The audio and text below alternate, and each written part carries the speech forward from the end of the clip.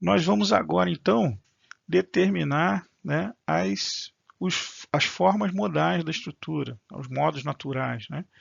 Nós temos aí um primeiro modo natural, que ele vai acontecer nessa primeira frequência natural ômega 1, 3,66 radiano por segundo. Então, nós temos a primeira forma modal. E na segunda frequência natural 13,66 radiano por segundo, nós temos aí a segunda forma modal, o segundo modo natural. Tá? Então a gente vai tomar aqui a primeira equação lá do começo do problema, né? A gente vai pegar a primeira equação, tá? Eu só vou escrever, a gente só vai escrever ela um pouquinho diferente aqui, porque eu quero a razão, né, entre x1 e x2, tá? A gente só vai escrever ela, né? Passamos aqui, ó, K2, x2 para o lado de lá, né? Passamos o K2, x2 para o lado de lá, e eu vou colocar aqui, ó, vou multiplicar cruzado aqui, o x1 vai vir aqui para baixo e o K2 vai vir aqui para baixo. Então, eu vou escrever aqui nessa forma aqui, ó. Então, x2 sobre x1 é igual a menos m1 ômega 1 elevado ao quadrado, mais K1 mais K2 sobre K2. Tá? Lembrando que sempre que eu estiver falando de ômega 1, eu estou falando do primeiro modo natural, primeira forma modal. Se eu estiver colocando aqui ômega 2, é a segunda forma modal.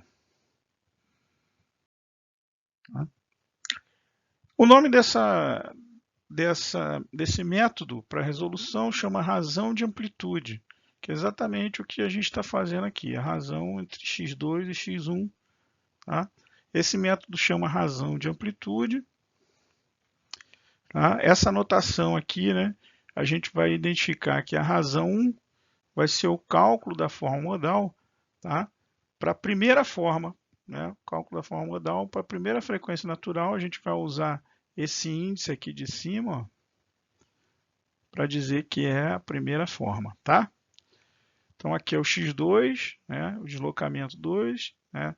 A gente está com a letra maiúscula aqui, que é sempre deslocamento máximo, né? x2 sobre o x1 da primeira forma modal, conforme o parêntese diz aqui.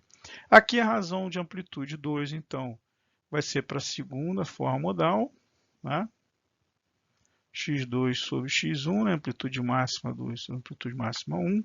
Tá? Percebam que o que muda aqui, tá, é esse índice da frequência natural. Eu estou usando a mesma equação, tá, para calcular tanto a razão 1 quanto a razão 2. Tá? Eu estou usando a mesma equação. Tá? O que vai mudar aqui é que eu vou usar a frequência natural 1, vou usar a frequência natural 2 de acordo com a forma modal que eu quero calcular. Tá? Então, para calcular aí a razão de amplitude 1, né, que é a nossa primeira forma modal, tá? Nós temos então que calcular essa equação. Tá? Substituindo os valores para essa equação, tá? Nós temos aí a massa 1, tá? A frequência natural 1, o K1, K2 sobre o K2 aqui. Tá? Então a gente obtém aí na razão de amplitude, né? Primeira razão de amplitude, que é para a primeira forma modal, a gente obtém 1,366. Para a segunda forma modal, então, fazendo também as substituições, né?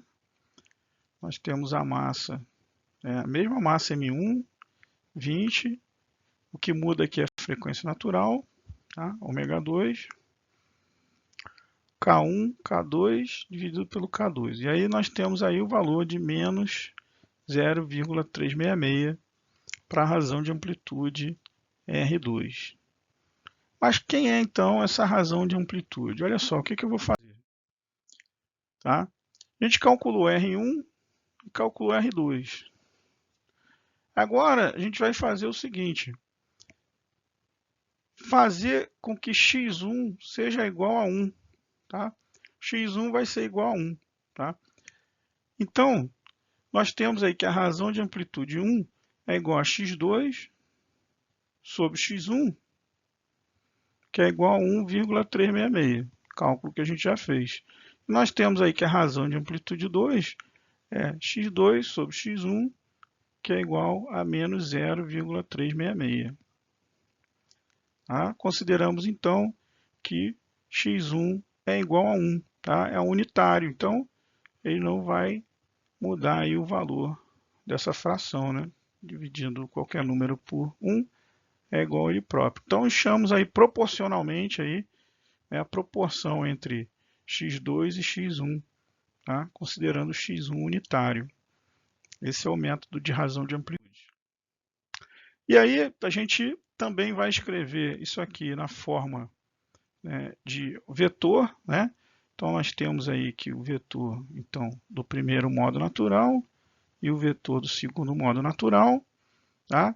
Então, eu tenho aqui o vetor, aqui no caso, aqui o x1 já é em cima, tá? Um vetor, né?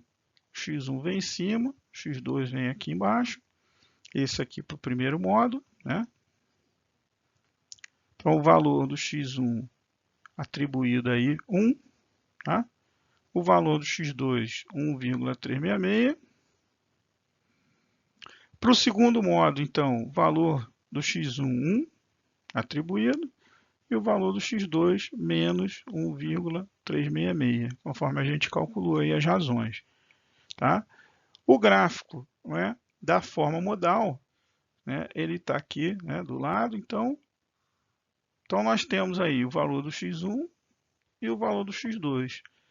Nessa primeira forma modal, né, ela vibra com aquela frequência natural, né, ômega 1, 3,66, né? Imagina que essa estrutura vai sofrer uma ressonância e ela vai vibrar com esse jeitão aqui, né? De vibrar, com essa forma aqui de vibrar, tá? x1, 1, x2, 1,366. Ah, Marcelo, mas se a amplitude máxima não for 1? Né? Simplesmente aqui a gente encontrou aqui a razão de amplitude entre x1 e x2. Né? Imagina que você evoluiu aí no cálculo e você foi descobrir a amplitude máxima de vibração dessa estrutura. Simplesmente você vai multiplicar, né, pelo unitário aqui, né, e você vai encontrar também o x2. Tá? Então, nosso objetivo aqui é encontrar a forma modal, né, o jeitão dela de vibrar. E aí a segunda forma modal, o gráfico aqui também, então, a amplitude máxima x1, considerando aqui o unitário, 1, tá? E o x2 menos 0,366, tá? Negativo, né? Vejam que isso aqui, ele transpassa aqui, né, o nosso eixo aqui de referência, né?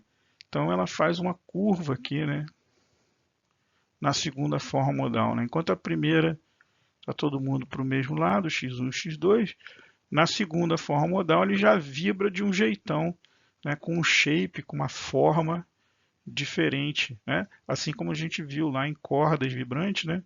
A primeira forma modal, a segunda forma modal já era um pouquinho diferente, já fazia uma curva diferente, né? Então ele vibra aí na segunda frequência, ômega 2, 13,66 radianos por segundo, ele vibra dessa forma aqui, que é a segunda forma modal. Pessoal, então, forma modal é isso aí, tá? Tendo dúvidas, né, a gente vai sanando elas por aqui, tá? Um abraço.